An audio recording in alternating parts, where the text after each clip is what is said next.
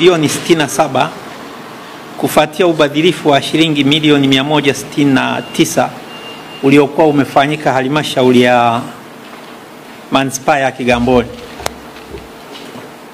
Oktoba 6, 2024, Waziri Mkuu wa Jamhuri ya Muungano wa Tanzania Mheshimiwa Kassim Majaliwa wakati akizungumza na watumishi wa halmashauri ya Manispaa ya Kigamboni katika ziara yake ya kikazi, alielekeza taasisi ya kuzuia na kupambana na rushwa mkoa wa Temeke kwa kushirikiana na ofisi ya taifa ya mashtaka kuwafikisha mahakamani baadhi ya watumishi wa halmashauri hiyo na watumishi wa TAMISEMI kwa tuhuma za wizi wa ubadhirifu wa fedha kiasi cha shilingi milioni 169 maarufu kama fedha za baka.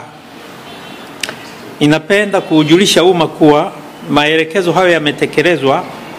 Uchunguzi ulifanyika kwa mujibu wa sheria, na Septemba 2, 2025 washtakiwa 12 walifikishwa mahakama ya hakimu mkazi Kisutu mbele ya Mheshimiwa Hashimu Makube kwa makosa ya kuendesha genge la uhalifu, uchepuzi, ubadhirifu na utakatishaji wa fedha, ikiwa pamoja na kuisababishia hasara serikali. Makosa hayo ambayo ni kinyume cha sheria ya uhujumu uchumi namba 200, sheria ya kuzuia na kupambana na rushwa namba 329 na sheria ya utakatishaji fedha namba 423. Waliofikishwa mahakamani kwa makosa hayo ni watumishi kutoka TAMISEMI Dodoma ambao ni Ana Nyabugumba Maugo, yeye alikuwa afisa hesabu mwandamizi; Tumusifu Christopher Kachila, huyu naye alikuwa afisa hesabu mwandamizi daraja la kwanza; na Aida Mponzi ambaye alikuwa afisa hesabu daraja la kwanza. Watumishi kutoka halmashauri ya Manispaa ya Kigamboni walikuwa ni Jonathan Manguli.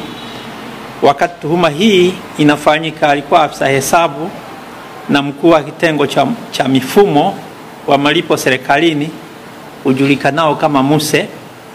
Godfrey James Martin, huyu alikuwa mkuu wa kitengo cha fedha na uhasibu au mweka hazina. Juvenalis Mauna, huyu alikuwa mkuu wa kitengo cha udhibiti taka na usafi wa mazingira. Josephat Mtembei alikuwa mhandisi. Bibiana Mdete alikuwa ni mtunza bohari, na Henry Rugai alikuwa ni afisa ugavi. Wafanyabiashara waliounganishwa kwenye shauri hilo walikuwa ni Hamisi Kashinje Manfred ambaye ni mkurugenzi mtendaji wa Konya Investment Company Limited; Paulo Sau Mwakyusa, huyu alikuwa mmiliki wa Mbogoro Investment Company Limited; na Godwin Adamson Cheo, mmiliki wa Macheye Tanzania Investment. Katika hatua nyingine, washtakiwa wawili Juvenalis Babilas Mauna na Hamisi Kashinje Manfred wamekiri makosa kupitia makubaliano yanayoitwa kwa lugha ya Kiingereza kama plea bargaining, na watarejesha jumla ya kiasi cha shilingi milioni 67 na kulipa faini ya mahakama shilingi milioni 3.5, ambapo mshtakiwa Juvenalis Mauna atarejesha shilingi milioni 27 na kulipa faini ya shilingi milioni 2, na Hamisi Kashinje Manfred atarejesha milioni 40 na kulipa faini ya shilingi milioni 1.5. Washtakiwa 10 waliobaki, shauri lao linaendelea, ambapo kesi imepangwa kuja kusikilizwa hoja za awali tarehe 6 Novemba 2025. Shauri hili linaendeshwa na mawakili wa serikali Timothy Mali na Patrick Mwita kutoka ofisi ya taifa ya mashtaka, lakini pia yuko Nixon Shayo kutoka ofisi ya TAKUKURU Temeke. Mwisho,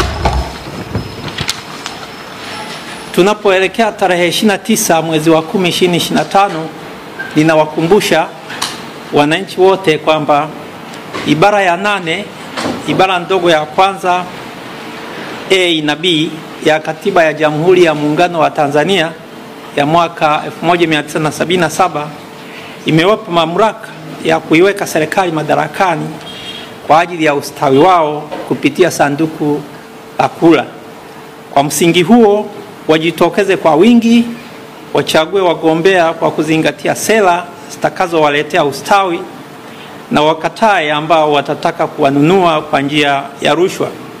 Wakumbuke, anayechaguliwa kwa njia ya rushwa atataka kurejesha fedha zake kwa kufanya ubadilifu wa fedha za miradi itakayo imepangwa katika eneo la kata au jimbo la uchaguzi analotokea. Nawashukuru sana.